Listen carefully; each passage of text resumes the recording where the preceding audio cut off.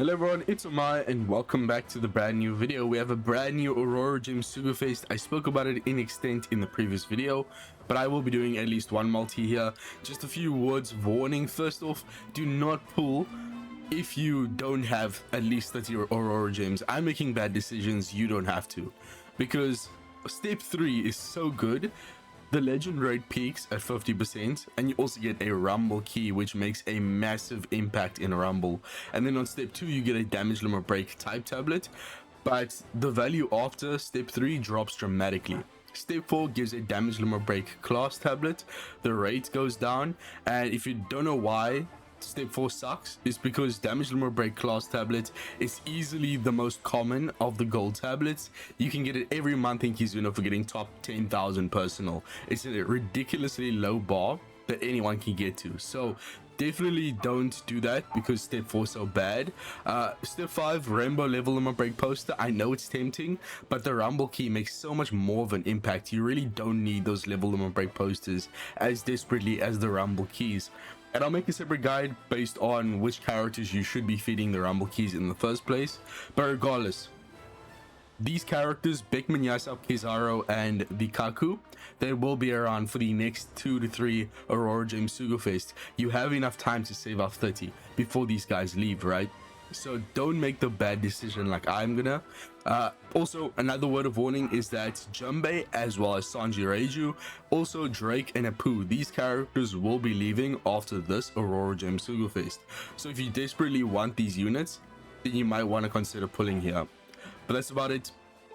I'm missing 11 out of the 30 characters available here. It's easily the most or the highest chance of me getting a new character, I think, on any Aurora Gem Sugo-Fest that's ever come out. So hoping here that we get at least 2 new legends. I'm gonna get greedy. 2 new legends. I'm missing all the Rumble legends that are listed here, man. I have the Garp and Kobe. I have what's her face, Hibari from limited legend tickets.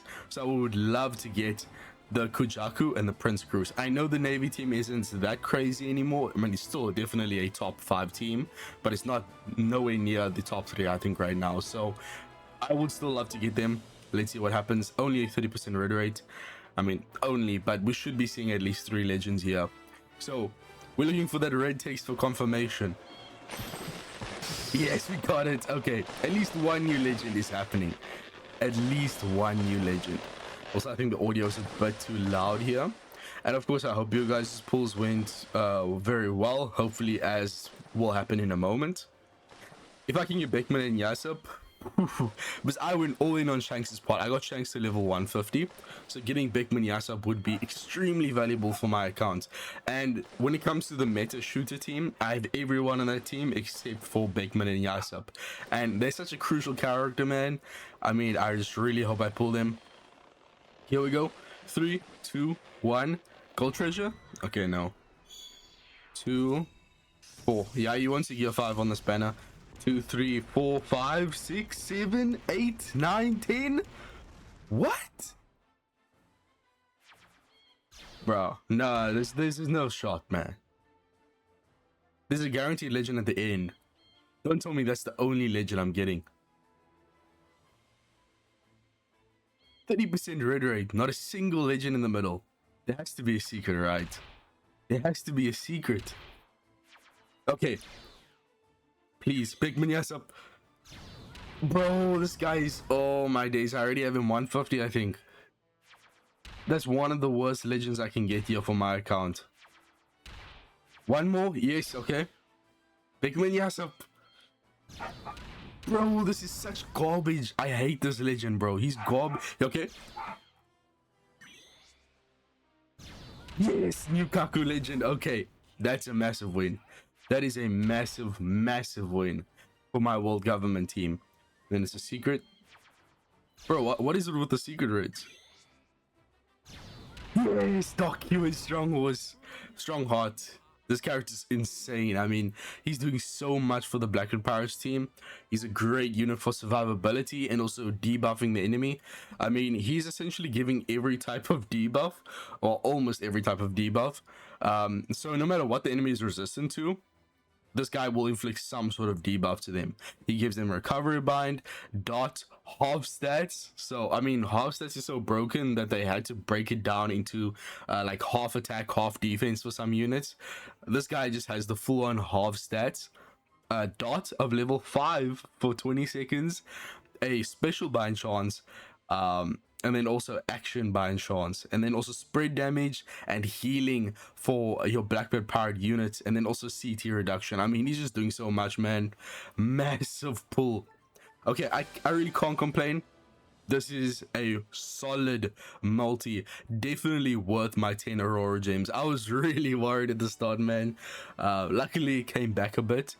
Seeing Figgle and Garling made me lose all hope, because I mean, that guy appears all the time in my pools and he's not even that good, right? So at least Frankie's usable. I think I might be able to use that dupe. He's really close to level 150, that's all I know.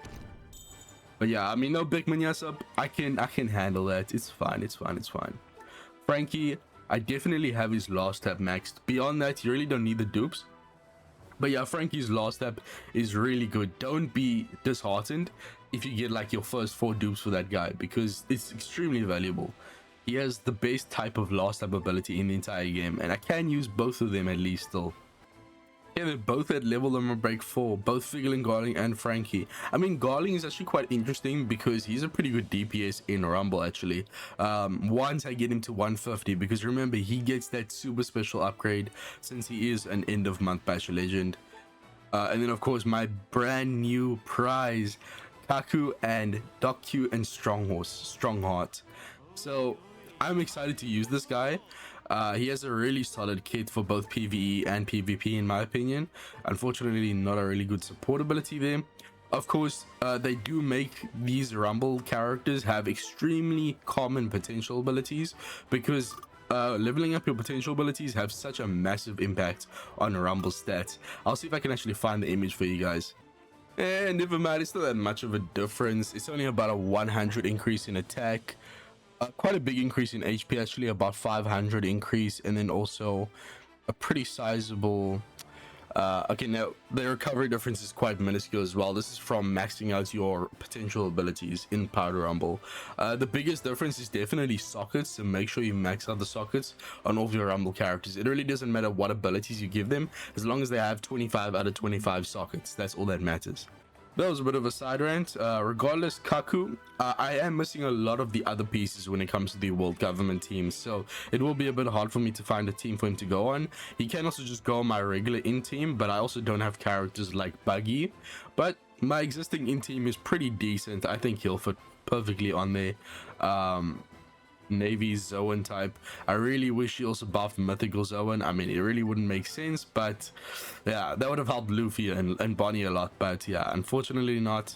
He does allow half stats evasion, which is huge, and also evade stats reducing effects. So this is just like basic defense down, speed down. That's pretty insane on himself, because Kaku's having probably the highest defense raw stat in the entire game. 291 is unbelievable. The fact that he's going to be tanking all this is just unreal. He's going to be soaking up all those normal attacks. He does provoke on himself. He provokes the enemy, and then also gives himself a shield. So definitely the kind of character you'd put in your middle slot, so that he is the frontmost unit taking all the attacks for the team, right? The best scenario would be the enemy does spread damage and it only hits Kaku, in which case he would soak up the spread damage dramatically, right? But yeah, really cool units. Doc Q and Strongheart, I don't think they're that good in PvE, but I actually just need to check. I think that actually might go really well with what's his face, of course, the new Blackbeard, who I do also have level 150 maxed.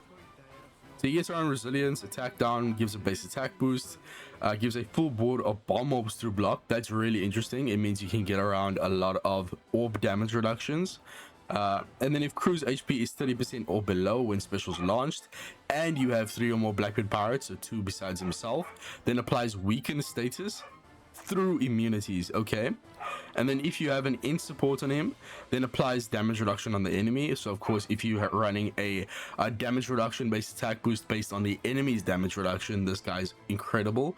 You of course want to run him under a captain that allows the crew to bypass defensive effects with normal attacks, so that you don't have to deal with the damage reduction, but you also get the attack boost from the damage reduction based on the enemy's the damage reduction based attack boost based on the enemy's damage reduction. That's a mouthful, man. And that also is treated as an activation of enemy's damage reduction. The reason this is good is that if you're running under the captain of someone like Buggy, who sets the enemy's damage reduction to 0%, it still counts as the enemy having damage reduction. So you'll still get at least the minimum attack value from the damage reduction based attack boost from the enemy's damage reduction, but you also won't have to deal with the damage reduction effect hampering your damage. So those are two ways you can use this doc Q with his enemy based damage reduction without actually destroying your own damage with that damage reduction on the enemy. Bro, that is, I don't know how many times, if you took a shot every time I said damage reduction, yeah, you'd be pretty drunk, right? And then also reduces damage taken by 80% if there's a quick support on him instead, and gives a chain additive buff. I mean, really good character. Even if you have a damage reduction based attack boost based on your allies damage reduction, you can also use him to proc that, and of course to survive death hits with the damage reduction. And then chain additive plus weaken through immunity plus a full board of matching orbs plus a base attack boost. He's providing a lot of damage here as well. Quite a unique character. And then what does his super class do? Can be used as a sailor. Will give your quickening characters 2 turns of cooldown. So this is great for getting around special rewind as well. He will also reduce damage reduction or reduce damage taken once again. So I'm assuming then it would be way better to run him with an in support, because you can get both the enemy damage reduction and the ally damage reduction. And then he also makes quick and bomb orbs 3x multiplier. So that's even stronger than 1 orbs. Regular matching orbs are 2x. Yeah, this is pretty powerful, and it also allows you to perform super tandem with those bomb orbs for 2 turns, and also changes your units into free spreads. Yeah, I'm impressed. I'm thoroughly impressed with this unit. He also is going to reduce despair by 10 turns if you have 3 or more Blackbeard pirates. So if you're running double of this guy as your captain, you only need 1 other Blackbeard pirate. Pretty nice. He does give final tap buff, which can be stacked up to 4 times. So you can get an extra 2x damage with this buff, but remember that's only applying to your final tapping unit, not the entire team. He does have a stronger attack multiplier after hitting quick int order, so he's kind of similar to Halloween Uta, right? Not exactly the same. Halloween Uta, you want to hit 2 goods before you get the damage increase. I'm pretty sure there's some other legend that has that exact same function where you have to hit with certain types in an order. Regardless, I don't think that's too good. I mean, the fact that you have a 4x attack boost as a captain until you hit your 4th or 3rd tap at least is a bit concerning. But then again, you aren't using this guy as your captain too often. You don't even need to, because he does activate his super class as a crewmate. And then what does he have as his sailor effects? Of course, making recovery and bomb matching. I didn't expect recovery. I mean, a lot of ships in the game do not make recovery count as matching, so the fact that he's providing that is actually very useful. And then what about his second sailor? He reduces his own special bind by 6 turns. That's a bit weird. I mean, he's not even reducing special bind. So I mean, if he's the only character you need to activate in the turn, and the enemy gives you special bind, then you don't even have to worry about removing the special bind. You can just use his special because he's immune to it. I always love that ability when characters that don't even reduce special bind have that reduced on themselves. And same goes for special rewind, because a lot of the time you only need to activate 1 special, and if that character has immunity to the special bind, I mean, why even waste your time removing it, right? But that's enough yapping, I think. I'm excited to test these new characters, especially since I have the 12th anniversary Blackbeard. But I'll see you guys in the next one. Peace, and I'm out.